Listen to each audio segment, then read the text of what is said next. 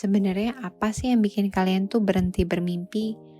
Apakah kalian takut mimpi kalian tuh nggak akan kecapai? Atau kalian ngerasa mimpi kalian tuh terlalu muluk-muluk sampai bingung cara mencapai kayak gimana? Mimpi kalian tuh apa sih untuk 3 tahun sampai 5 tahun ke depan? Dan ternyata jawaban mereka memang absurd banget. Ada yang bercanda, ada yang nggak tahu harus nulis apa, dan juga ada juga yang bahkan nggak tahu kalau mereka sebenarnya boleh bermimpi loh, nggak ada salahnya walaupun keadaan mereka seperti apapun. Nah, gue pun seperti itu. Gue awalnya bener-bener gampang banget untuk pesimis dan ngelihat yang negatifnya dari setiap peluang gitu. Kalau gue ambil peluang ini, ntar begini begitu. Jadi kekhawatirannya tuh udah jauh lebih banyak dan jauh lebih besar. Yang membuat akhirnya gue jadi takut untuk ngambil keputusan.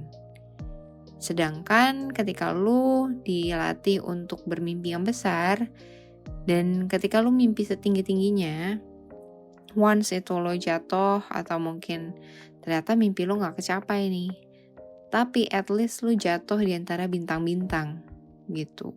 Karena harapan lu tuh jauh lebih tinggi dari yang lo mampu untuk capai. Akhirnya semenjak gue belajar kayak gitu, gue cobalah taruh impian gue dan harapan gue setinggi-tingginya, dan ternyata bener. Apa yang gue sebutin dan gue pikirkan bisa kecapai, walaupun mungkin secara timeline agak berbeda dari harapan gue.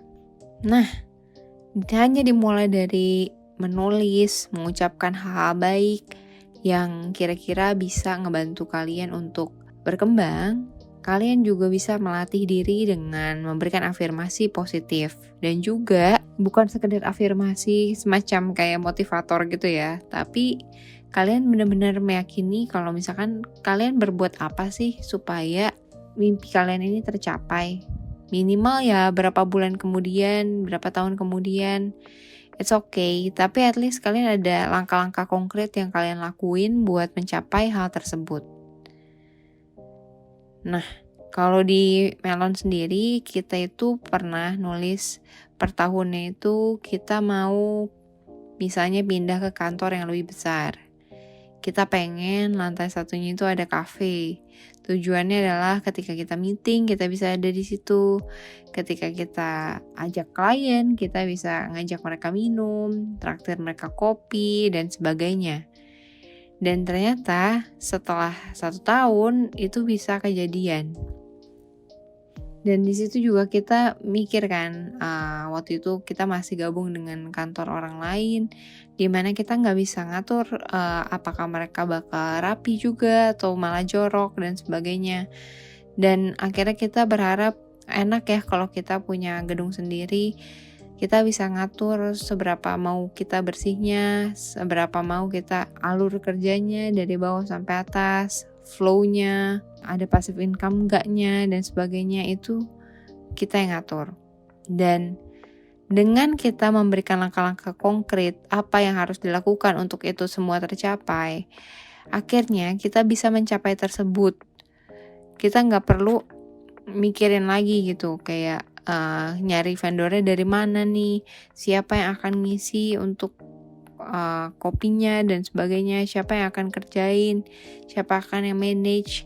Gak perlu sampai sedetail itu, tapi yang penting kalian ada langkah-langkah konkret yang dilakukan untuk mendukung mimpi kalian.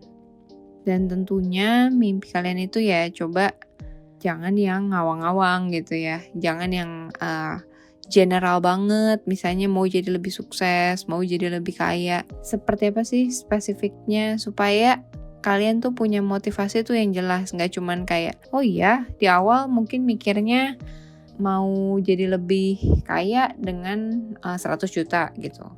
Tapi karena kalian gak punya langkah-langkah konkret dan akhirnya ketika dijalanin gitu ya, kalian tuh cukup berpuas diri dengan ya udah 20 juta juga cukup, yang penting kan udah nabung nih tiap bulannya. Nggak kayak gitu, tapi bener-bener kita coba untuk nulisin secara spesifik mimpi kita tuh seperti apa. Dan dibantu oleh siapa nih? Siapa yang mendukung untuk mimpi ini agar lebih tercapai? Apakah perlu koneksi? Apakah perlu bantuan keluarga? Apakah perlu bantuan saudara, partner, dan sebagainya? Dan partnernya yang seperti apa? Dengan kriteria yang seperti apa sih yang bisa mendukung kalian? Gak cuma dari segi materi aja, tapi juga dari segi pikiran, perasaan, mungkin juga kepintaran, keahlian, skill, dan sebagainya. Mulai sekarang dari kalian muda juga kalian udah bisa nih ngatur timeline diri kalian sendiri, ingin mencapai mimpi kalian tuh di kapan dan bagaimana caranya, supaya kalian jangan nyesel nanti kalau udah tua. Kalian lihat lagi, balik ke belakang, kok gue dulu gak begini, gak begitu, banyak penyesalan, pengen coba ini itu, tapi udah keburu punya tanggungan yang banyak. Justru mumpung kalian muda, mumpung kalian belum punya tanggungan, silahkan coba sebanyak-banyaknya dan juga mimpi sebesar-besarnya, supaya kalian tuh gak nyesel nantinya pas udah tua. Oke, dari gue itu aja untuk podcast kali ini. Kita ketemu lagi di minggu depan. Butuh kaos yang desainnya nggak ada dimanapun buat flexing waktu bukber? Kita langsung imprint buat custom baju kamu biar acara flexingnya makin mulus. Aduh, mau first date tapi rambut geradakan banget.